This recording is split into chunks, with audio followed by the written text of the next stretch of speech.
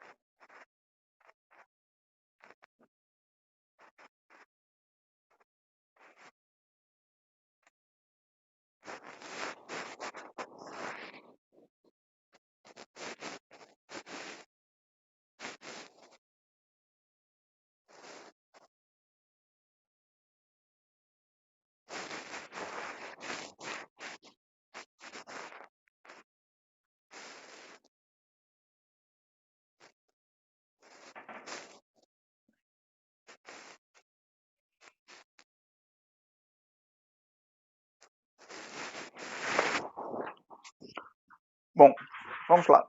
Né, eu acho que dá para entender. Não sou tão bom desenhista, mas está valendo. Vamos lá. Primeira coisa que nós vamos pensar é que para trabalhar estequiometria e, portanto, balanceamento, nós vamos pensar numa relação de proporção, certo? A palavra é essa, proporção. Então, nada melhor para a gente falar de proporção do que a gente pensar em uma receita, né? Uma receita de bolo, uma receita de um suco, qualquer receita que nós pensarmos. Então, observe esse exemplo aqui. Então, nós temos 5 limões, uma jarra com água, uma xícara contendo açúcar, e ali a gente vai ter um produto, né? Se eu misturar o limão com a água com o açúcar, eu vou ter um produto que será uma limonada. Então vamos colocar aqui que eu vou formar uma limonada. Bom, para a gente fazer isso aí, ficar desenhando, dá muito trabalho. Então, melhor do que desenhar é colocar o nome. Né? Então, ao invés de eu ficar desenhando, eu posso dizer que se eu pegar limão, alguém habilitou o som aí?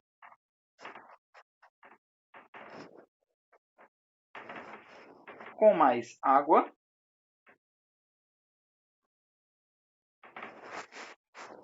mais açúcar,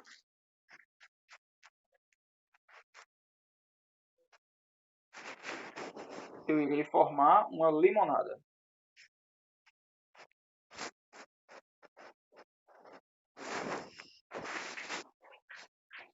Tem... Acho que desabilitou o som. Pronto, ótimo. Vamos lá. Então, nossa mesma reação agora está descrita. Limão, mais água, mais açúcar, vai formar uma limonada. Só que aí nós devemos pensar o seguinte. É qualquer quantidade de limão? É qualquer quantidade de água? É qualquer quantidade de açúcar para fazer essa limonada? Não. Nós temos que ter as quantidades corretas, as quantidades exatas. Quem não sai, deixa eu ver aqui se tem alguma pergunta. Ah, ótimo. Então, nós temos que ter as quantidades corretas. Se nós não tivermos as quantidades corretas, nós não conseguiremos fazer essa limonada. Então, vamos dizer o seguinte, que eu preciso de 5 limões, 1 litro de água, meia xícara de açúcar,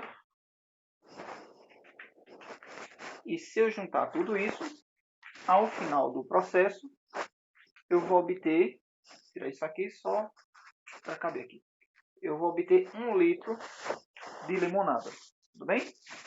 Só para efeito da gente usar valores. Então, agora, nesse momento, eu tenho a receita. Antes eu não tinha. Antes eu tinha os ingredientes e o produto formado, mas agora eu tenho a receita, já que eu tenho as quantidades. Bom, se nós pensarmos nessa receita, eu agora posso aumentar ou diminuir minha receita, certo? Por exemplo, se eu falo para vocês que eu não quero obter 1 litro de limonada, eu quero obter 2 litros. Então, se eu quero obter 2 litros, eu vou precisar utilizar o quê? 2 litros é o dobro dessa receita. Então, eu vou precisar também ter o dobro de, de ingredientes e de produto formado.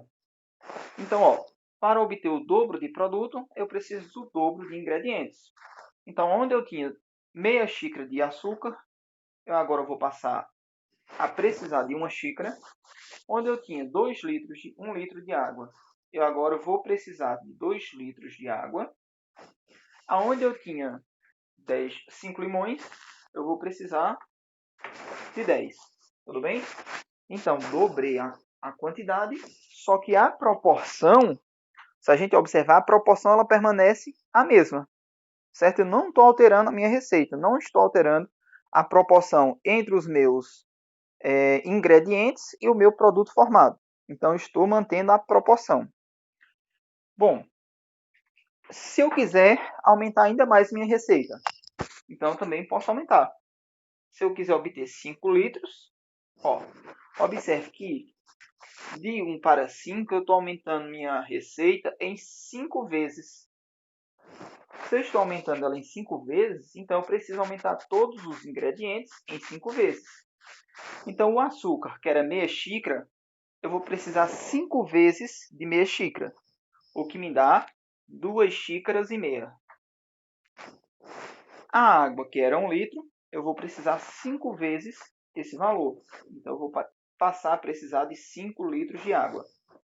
E os meus limões, que eram 5, como eu estou aumentando minha receita em 5 vezes, eu vou precisar de 5 vezes essa quantidade de limão, o que me dá 25 limões. Então, mais uma vez, aumentei minha receita, mas a proporção entre os componentes que vão formar essa limonada permanece sempre a mesma. Tudo bem? Isso aí é o conceito que nós vamos utilizar em balanceamento de equação, em estequiometria, certo? Então, toda vez que vocês forem balancear uma equação, vocês devem, certo? Vocês precisam pensar nisso aí. Pensar que é uma receita que vocês vão ter os ingredientes antes da setinha, que eu chamo de reagentes, e o produto formado depois da seta, certo? E eu posso até aumentar as quantidades, mas o que eu não posso alterar é essas proporções, certo? A gente viu essa ideia de proporção como aquela lei das proporções definidas, que é a lei de Proust, certo? A lei das proporções definidas. Até aí, tudo bem? Me deem um retorno aí se vocês estão conseguindo compreender bem. Tudo bem? Ok. Ótimo. Ok. Então vamos lá. Vamos. Até aqui tudo ótimo. Ok. Valeu, Lucas. Valeu, Isadora. Então vamos lá. Como a gente está trabalhando com química, certo? Não basta a gente colocar o nome. Porque se a gente fosse colocar o nome. Valeu, Lorena. Se a gente fosse colocar o nome de todas as substâncias, ia ficar complicado da gente trabalhar. E outra coisa, o nome, ele também a gente tem que usar uma linguagem universal, né? Então, se a gente fosse colocar o nome das substâncias, imagina a confusão se eu pegar a receita, né, de um determinado produto no Brasil e se eu precisasse pegar em outro país, no Japão, na Rússia, né? Então, a gente teria que ter uma linguagem universal. Então, qual a linguagem universal que nós iremos utilizar na química? Nós iremos utilizar as fórmulas. Então, as fórmulas químicas, elas representam uma determinada substância. Então, ao invés de usar o nome, é mais fácil eu utilizar a fórmula. Essa fórmula é uma linguagem universal. Qualquer local que eu chegar, H2O é água. A pessoa entende que H2O é água. CO2, gás carbônico, dióxido de carbono. Então, qualquer lugar no mundo é a mesma representação. Então, se a gente pegar o nosso exemplo aqui da limonada, como é que eu poderia então fazer uma limonada química, né? Então, nós poderíamos colocar o seguinte: quem é o componente do limão que eu estou interessado, né? Quando a gente está aí com uma gripe, alguma coisa, nós queremos tomar a vitamina C, né? Que é o ácido cítrico. Então, quem é a molécula que representa essa vitamina C? É essa aqui. É o C6H8O7. Quem é a minha água? A água é fácil. H2O. Isso aí não é novidade para ninguém. Depois nós temos quem? O açúcar. O açúcar nós temos a sacarose. Então a fórmula da sacarose: C12H22O11. E a limonada? A limonada tem uma fórmula? Não, porque a limonada ela não é uma substância, ela é uma mistura de várias coisas. Então, como eu não tenho uma fórmula para a limonada, eu vou colocar limonada mesmo.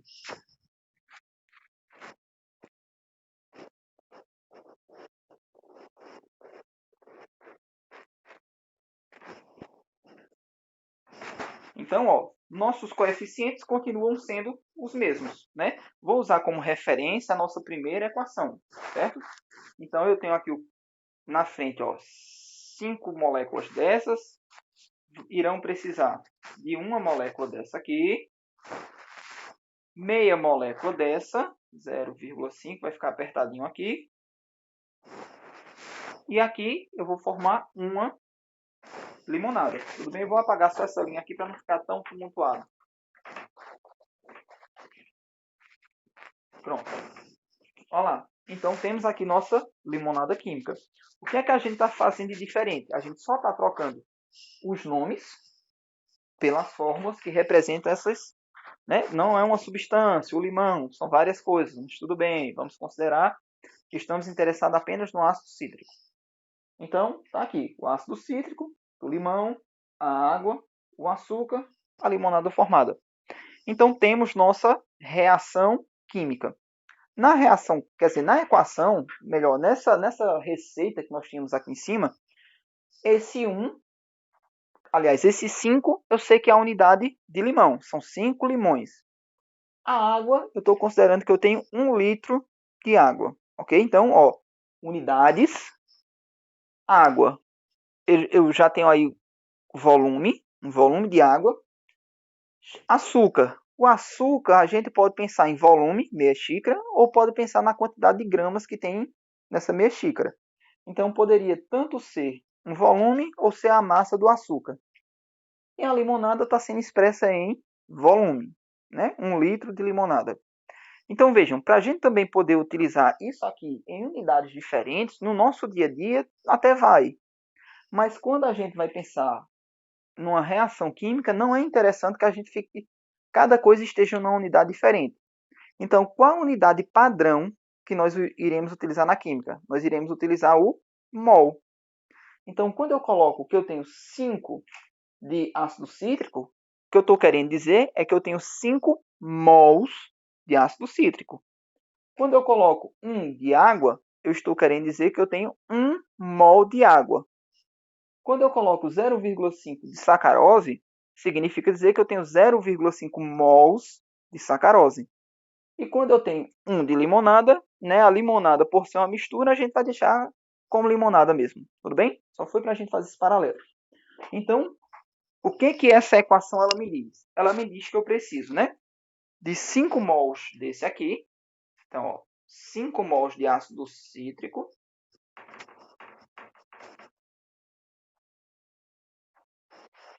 1 mol de água. A sacarose, eu preciso de 0,5 mols. E aí eu vou formar uma limonada.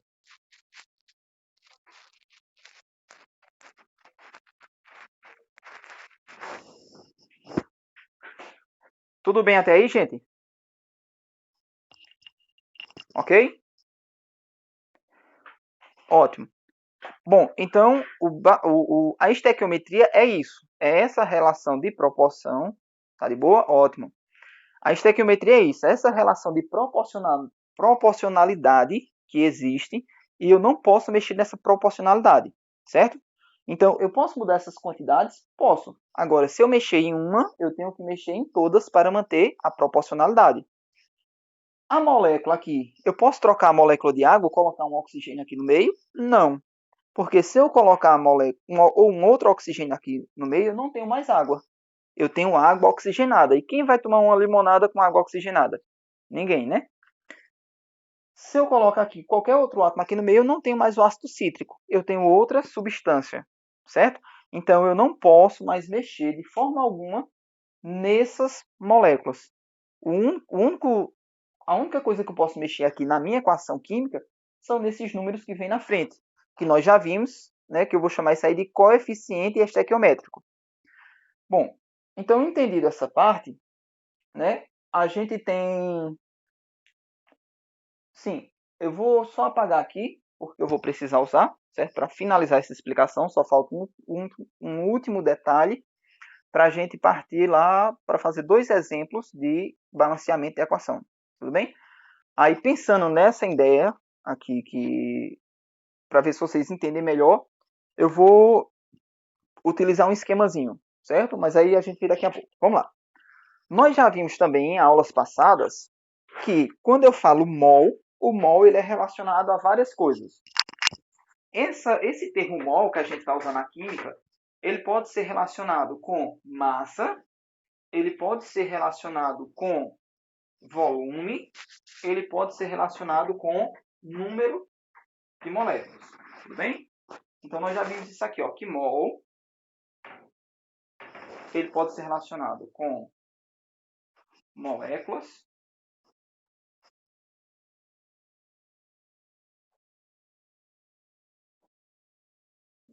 ele pode ser relacionado com massa e ele pode ser relacionado também com volume.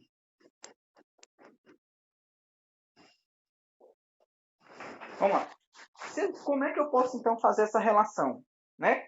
Caso a questão exija, seja necessário, que eu transforme esses mols em outra unidade, certo? Por exemplo, em volume ou em massa.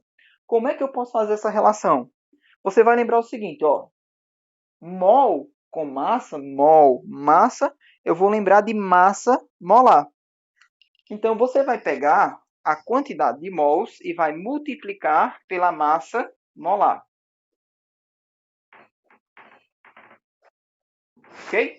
Então, se eu multiplicar a quantidade de mols pela massa molar da substância, eu vou ter o valor da massa resultante. Por exemplo, se eu aqui tenho 1 mol de água, a massa molar da água é 18 gramas. Então, se eu fizer 1 mol, 1 vezes 18, vai me dar uma massa, que é 18 gramas. Se eu tivesse 2 mols de água, então o mol aqui é 2, 2 vezes a massa molar da água. Quem é a massa molar da água? 18 gramas. Então, 2 vezes 18 me daria 36 gramas. Utilizando esse mesmo esquema, quando eu penso em volume, eu vou pensar em volume, ó, volume mol, eu vou pensar em volume molar. Então, se eu multiplicar o número de mols, vou fazer aqui embaixo para dar um espaçozinho maior. Se eu multiplicar o número de mols pelo volume molar, eu vou obter o volume dessa substância. Uma observação que quando a gente trabalha com volume aqui, volume molar, a gente está pensando apenas em gases. Tem que ser substâncias gasosas, certo? Não vou considerar líquidos nem sólidos. Vamos pensar no volume apenas de gás. Então, se eu tenho uma substância gasosa aí qualquer, nesse caso aqui nenhuma é gasosa, mas se eu tivesse uma substância gasosa, vamos supor que eu tivesse 5 mols dela. Então eu pego 5, multiplico pelo volume molar, e aí eu tenho o volume que esses 5 mols estão ocupando. E por último, a gente tem aqui o número de moléculas. O número de moléculas eu tenho que lembrar daquele númerozinho de Avogadro. Quem é a constante de Avogadro? É o 6 vezes 10, aliás, 6,02, né? Mas para efeito de cálculo, vocês podem usar simplesmente o 6. Vai facilitar aí na hora de fazer os cálculos. Vezes 10 elevado a 23. Então, se eu multiplicar o número de mols, da mesma forma como a gente fez aqui, se eu multiplicar o número de mols por 6,02 vezes 10 elevado a 23, eu vou obter o número de moléculas. Por exemplo, se eu tenho um mol, então é 1 vezes 6, que me dá 6. Então, 6 vezes 10 elevado a 23. Se eu tiver 2 mols, então é 2 vezes 6. 2 vezes 6 é 12. Então, eu coloco 12 vezes 10 elevado a 23. Se eu tiver 3 mols, então é 3 vezes 6. 3 vezes 6, 18. E aí eu repito a notação científica. Vezes 10 elevado a 23. Depois que a gente determinar esse valor, a gente só corrige a notação científica, né? Porque notação científica, o número tem que ficar entre 1 e 10. Então tem que fazer a correçãozinha para ficar escrito da forma correta. Tudo bem? Até aí, tá ok, gente? Me digam aí como é que tá.